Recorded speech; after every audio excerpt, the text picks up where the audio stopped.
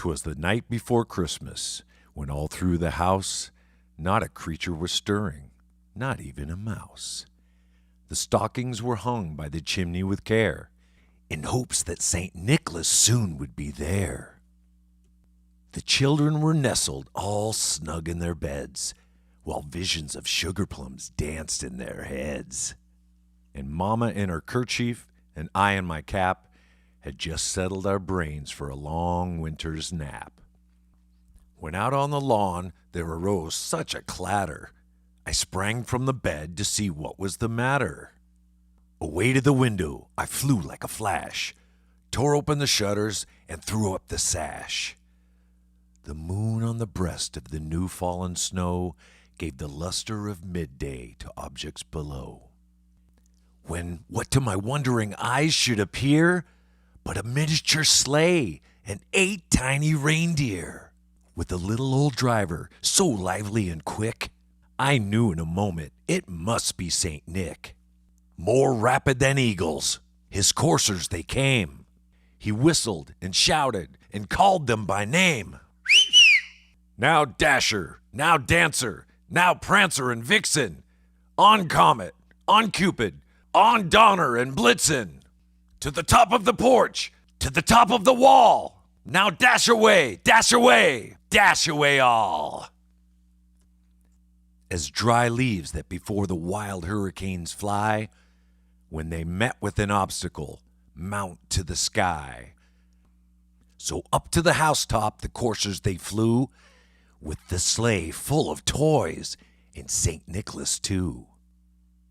And then, in a twinkling, I heard on the roof the prancing and pawing of each little hoof.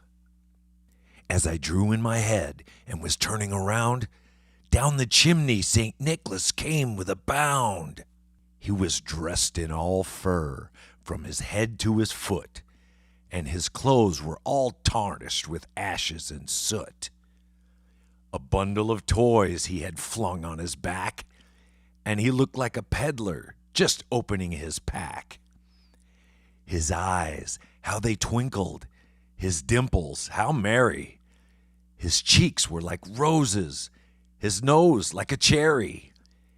His droll little mouth was drawn up like a bow, and the beard on his chin was as white as the snow. The stump of a pipe he held tight in his teeth, and the smoke, it encircled his head like a wreath. He had a broad face and a little round belly that shook when he laughed like a bowl full of jelly. He was chubby and plump, a right jolly old elf, and I laughed when I saw him in spite of myself. A wink of his eye and a twist of his head soon gave me to know I had nothing to dread. He spoke not a word, but went straight to his work, and filled all the stockings, then turned with a jerk, and laying his finger aside of his nose, and giving a nod, up the chimney he rose.